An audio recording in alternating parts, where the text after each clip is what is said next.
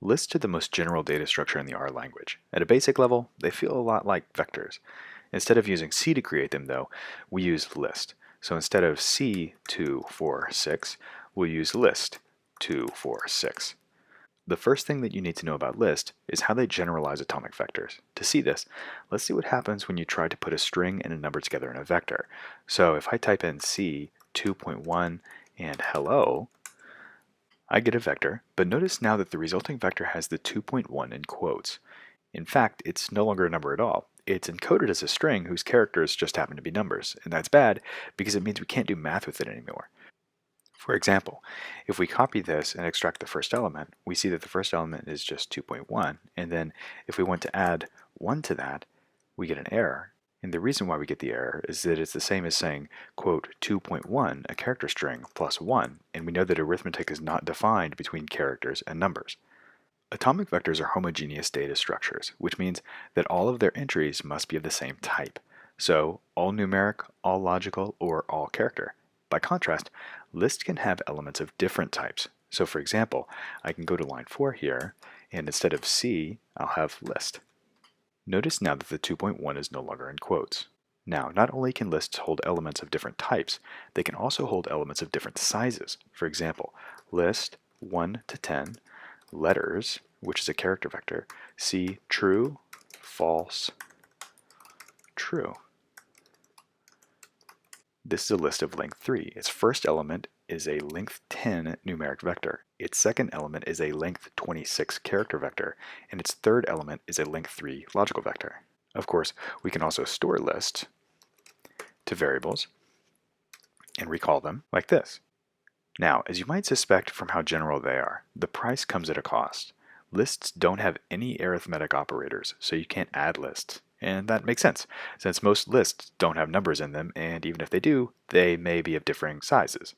Similarly, they don't have comparison operators. Instead, lists are really meant to hold things. Since that's their main purpose, let's talk about extracting information from a list. First, since lists are vectors, they can be accessed like vectors with the single hard brace operator. For example, L1 refers to the first element of the list. Notice how it's printing. It too is a list.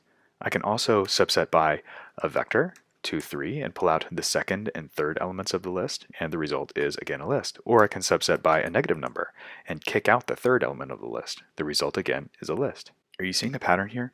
Every time you use the single hard brace, you always get a list back. If you want the contents of an element of a list, you need to use the double hard brace operator. So L, hard brace 2. And since the result here is a vector, you can actually chain these operations, which looks a little bit weird, but it totally works. People getting started often confuse these two, so it's common for them to run into problems like mean L1, like this, where they want to find the mean of the first 10 numbers that are contained in the first element of the list. The problem is that when they use the single hard brace operator, they actually result in a list, and the function mean doesn't apply to lists. Really what they mean is to use the double hard brace operator on L1 here, and now you can get the average that you want. One of the most commonly used data structures in R is the named list. A named list is simply a list whose entries, in addition to having indices, also have strings that can be used to refer to them. You can create one like this. L is list, N is 1 to 10, C is letters, and L is C true, false, true. Now, that gets a little cumbersome, so usually when the line gets pretty long like that, we'll break it up over several lines. So I'll put a line break here, and a line break here, a line break here, and a line break here. Notice that there's a nice indentation here, which structures my code in a really clean way. Of course, I can run this code just like I could run it when it was in line, and I can look at the resulting value like this. In fact, in creating a named list, we don't actually have to have the quotes that are in lines 2, 3, and 4 on N, C, and L, and in fact it's common to see that not there, but I tend to prefer it because it makes it a little bit more clear what's a name and what's not a name. The nice part about using a named list is that you no longer need to remember the index corresponding to a particular element if that element has a name that you already know. For example, you can say L hard brace N, and it will pull out the element that corresponds to the name N. I could pull out 2 at the same time, C, N, and L, or I could even extract the entries of the N column using the double hard brace. The dollar sign that you see in printing is actually a shorthand for this double hard brace operator when accessing a single name. So, for example, the call L hard brace in is actually equivalent to L dollar sign in, which is a lot easier. You can also type in L dollar sign quote in, but this is very, very rarely used. In any event, now we can extract a part of a list like n, and we can actually apply an arithmetic function to it, like this. Moreover, you can use the dollar sign operation to actually add a named element to a list. So for example, let's say that I want to add another element of the list with the name of x. I can say L dollar sign x, and now I'm going to save to it round runif 10 digits is 2. If I look at L, now L has a new element associated with it. It's the fourth element. Its name is x, and it has the values that you see there. That's a really common way to add stuff to lists. Lists power what may be the most important data structure in the R language, the data frame. Data frames are named lists whose elements are all vectors of the same length. The idea is that every element of the data frame contains a vector whose outcomes are all of the same type. You can think of a data frame as R's version of a spreadsheet. The names of the data frame are the column headers, and the elements themselves contain information on some kind of units that are all the same. Let's look at an example. We create data frames with the data.frame function, and I'm going to put a line break, which is very common since these calls usually have a lot of information in them. Let's say that we have the names of 4 students and their grades on a particular assignment.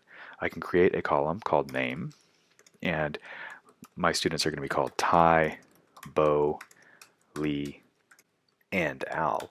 And their grades are going to be grade C, 90, 50, 100, and 80. I can run this, and this is how it prints. Notice that the print itself is reminiscent of the spreadsheet. I have 2 columns, I've got 4 rows. The columns have headers, name, and grade. This is what a data frame does for you. And of course, we can also store the data frame as an object. Here I'll call it data. So I have a variable name now called data, which contains the data frame itself. Since data frames are lists, we can subset them just like lists. So I can say data 1, and I get the first column back. I can say data -1, and that removes the first column.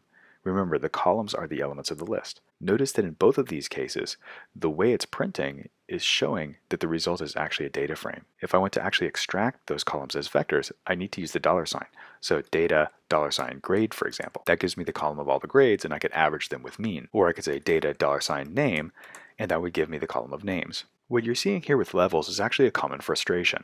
What's happening is that the data frame function is thinking that the names are the only possible names that you can get.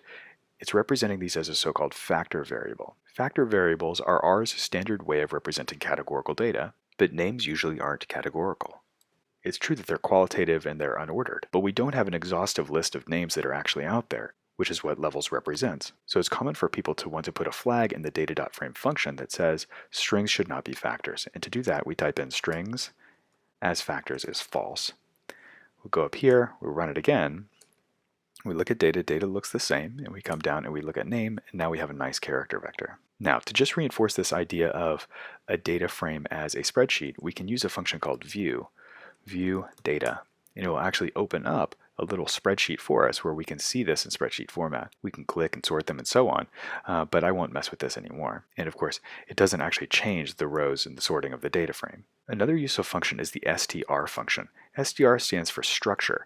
It will tell us the data structure for a lot of different objects in the R language. Here it tells us that data is a data frame. It has 4 observations of 2 variables. The 4 observations, of course, are the 4 students, and the 2 variables are the name of the student and the grade that they scored on the assignment. Now, when thinking of a data frame as a spreadsheet, the subsetting we've already discussed allows you to extract columns.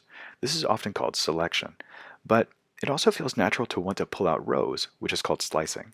We can do this by using 2 index subsetting. The first index will refer to the rows, and the second index will refer to the columns. So for example, if I say data hard brace 1 comma, this is referring to the first row and all columns. So I get both columns name and grade for that first row. And all of my other subsetting skills work too. So I could say data hard brace C2 4 comma, and I pull out the second and the fourth row of the data frame.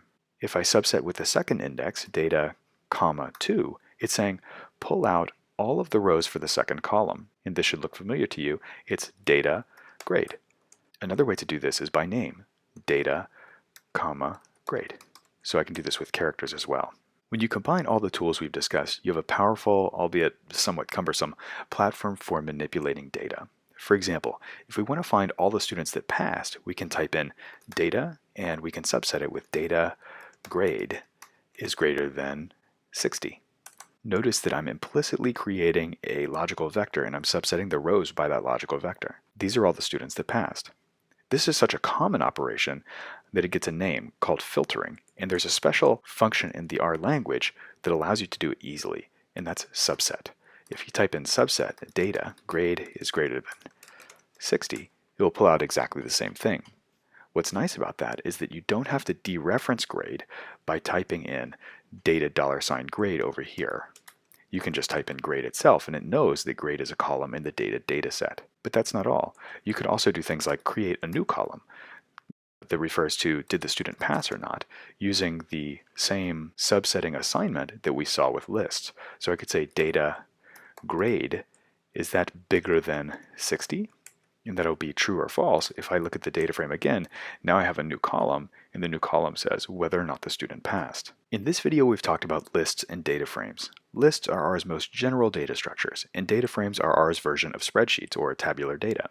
In practice, it's common to get data frames either as a product of reading them in through some function like read.csv, which would look something like this. Data is read.csv, and then path to file.csv, or by using ones that are already built into R.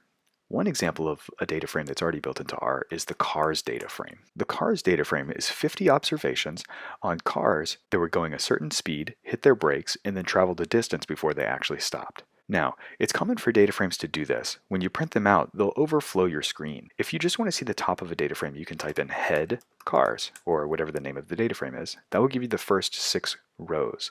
If the columns are too wide, you're kind of out of luck. If you want to see the bottom 6 rows, you can type in tail. Tail cars will give us the bottom 6 rows. Lastly, you can use the summary function on a data frame to give you a brief summary of each of the different columns of a particular data frame. In statistics, this is referred to as the 5-point summary along with the mean. As I said, data frames are major structures in the R language, so get used to them as soon as you can.